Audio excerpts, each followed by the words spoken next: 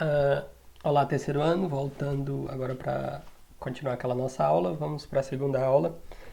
Então, aqui a gente definiu, já começou a definir as grandezas angulares, definiu e falou sobre período e frequência, definiu as unidades de medida dessas coisas e a gente vai usar essas definições para fazer o que a gente vai fazer agora.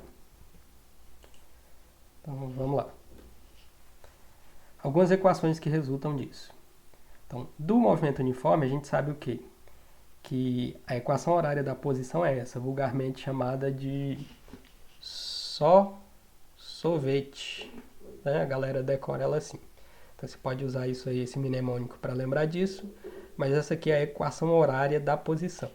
Então lá do movimento uniforme, a gente sabe, viu em aula desde o primeiro ano, que a posição de um objeto pode ser dada por essa equação aqui no movimento uniforme. Posição final igual a posição inicial mais velocidade vezes o tempo. Ok, o que eu vou fazer? O que a gente vai fazer? Vamos pegar essa equação aqui, ó, repetir ela aqui em cima, certo? Só que eu vou fazer? Eu vou dividir todo mundo por R. Por que eu vou dividir por R? Porque eu posso dividir por qualquer coisa, sendo que matematicamente, a matemática me permite fazer isso, melhor dizendo, se eu dividir todo mundo, que está de todo lado, tá bom? Que é a mesma coisa de multiplicar por 1. Tá bom? Se esses R's que estão aqui passassem multiplicando, eu teria 1 e não alteraria nada na equação. Então, matematicamente, sem alterar essas igualdades, eu posso dividir todo mundo por R. Para quê? Para obter o que eu vou obter aqui embaixo. Eu vou obter uma equação parecida com a equação horária da posição, só que uma função horária, uma equação horária para o movimento angular uniforme, e não mais para o movimento uniforme da posição lá do só sorvete que vocês conhecem. Então foi isso que a gente fez. Ó. Peguei a equação horária da posição que está aqui e dividi toda por R. Tudo bem até aqui? Ok, guarda isso. O que a gente vai fazer? O que a gente sabe até agora, lá da aula anterior? A gente fez algumas relações lá. A gente sabe aqui, ó, que S é igual ao ângulo vezes o raio, ok? Então isso me permite escrever isso aqui, ó, isolando lá o ângulo φ daquela equação, eu posso dizer isso aqui, ó, que φ é igual a S sobre R, certo? Posso também dizer que, chamar de φ0, que S0 sobre R é igual a um φ0. Por quê? Porque aquela equação me permite, aquela equação que relaciona o raio, o arco e o espaço angular, que é esse ângulo φ aqui. Então, daquela equação, ó, eu só isolei, passei dividindo o R estava multiplicando, passou dividindo para cá. Então, S sobre R pode ser escrito como φ. E S0 sobre R, eu posso escrever como um φ0, ó, posição inicial, então seria posição angular inicial F0, em termos da posição inicial e do raio. Beleza. Outra coisa que eu posso escrever, dada aquelas equações lá, ó, essa equação aqui, passando o R dividindo, eu vou ter que V sobre R, se esse R passa dividindo, é igual ao ômega. É o que eu vou usar aqui. Então, V sobre R igual a ômega, lá daquelas continhas que a gente fez lá atrás. Então, beleza, eu escrevi isso, dividindo a equação horária da posição por R, e das relações que a gente construiu nas outras aulas, eu tenho isso aqui. Beleza, então, como isso aqui é igual a isso, ó, φ é igual a isso, φ0 é igual a isso, e V sobre R, ó, o T fica de fora, V sobre R é igual a ômega. Eu só vou substituir, então vou trocar. Ó. Substituindo na função horária do movimento retilíneo uniforme, lá no movimento uniforme, a gente obtém a função horária angular do movimento circular uniforme. Então eu vou substituir. Ó. S sobre R não é φ? Sim, ó. Então eu vou colocar no lugar dele. Então eu coloquei aqui, φ, tá aqui. S0 sobre R não é φ0? Sim, então eu vou substituir, tá aqui. E V sobre R com um Tzinho de fora não é ômega? Sim. Então eu substituo aqui. E tenho agora, chamei de equação 1, uma função horária angular do movimento circular uniforme, bem parecida com a equação do sorvete, só que escrita para o movimento angular uniforme, tá bom? Circular uniforme, perdão. Aí voltando naquele lance lá do graus irradiantes. Então, existem duas maneiras de medir ângulo. ou duas maneiras que a gente chama de medidas de ângulos. Uma é grau e outra é radiano. Então elas são equivalentes entre si. Eu só trouxe o desenho aqui para ilustrar para vocês. Aqui eu tenho o círculo corrido em graus e aqui em radianos, que aí eu trouxe as equivalências. Se você está aqui em cima, você não andou nada. Então você está em 0 graus. Se eu ando até ali, eu andei 90. Qual que é o equivalente em radianos? E até 90 em radianos significa andar de 0 até π sobre 2. Tá bom? Você andou 90 graus. Se eu ando de 90 e dobro até 180, em radianos isso equivale a andar π. Tudo bem? Andando aqui em graus de novo, de 180 rodando mais 90, eu chego no 270. O 270 tem equivalência aqui em radianos em 3π sobre 2, é equivalente aos 270. Se eu giro novamente aqui, eu chego a 360 graus. Qual que é o equivalente? 2π, um giro completo. Então essas medidas a gente vai precisar em alguns momentos saber usar graus e radianos, mas é só você lembrar que tem medidas equivalentes. São medidas equivalentes.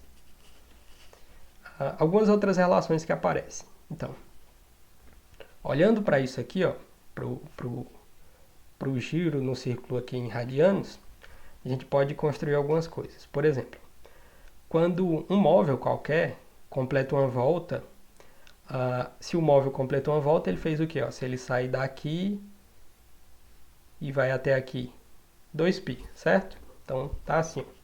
Quando o móvel completa uma volta, tem-se que o ângulo, aquele ângulo lá, φ, vai ser 2π radianos, que é a unidade de medida do ângulo aqui. Então, φ é igual a 2π. E o período, se for uma volta, o que ele está dizendo? Se uma coisa completa uma volta, ele fez quanto de φ? 2π. E quanto de tempo? T, que foi o período. Então, se eu substituir na equação 1 que a gente obteve aqui, na função horária angular do movimento circular uniforme, o que eu vou obter? Vou obter isso aqui, Então, φ 2π, qual que era a posição inicial? Ele saiu do zero, então ele completou um giro, ele saiu do zero, fez um giro completo, então a posição final dele angular, a posição angular final dele foi 2π, ele saiu do zero, e a velocidade angular é ômega. E o tempo gasto foi um período, porque ele fechou um círculo. Então, disso aqui a gente vai tirar uma relação entre a velocidade angular e o período. Veja só como. Aqui é zero, portanto, some daqui, né? Então a gente fica com ômega vezes o período. Se eu quiser isolar o ômega, que é a velocidade angular, eu passo o período dividido aqui, certo? Então fica 2π sobre o período. Então uma das maneiras de escrever, ou seja, obter outras relações para a velocidade angular e aceleração é aqui, Uma delas é essa.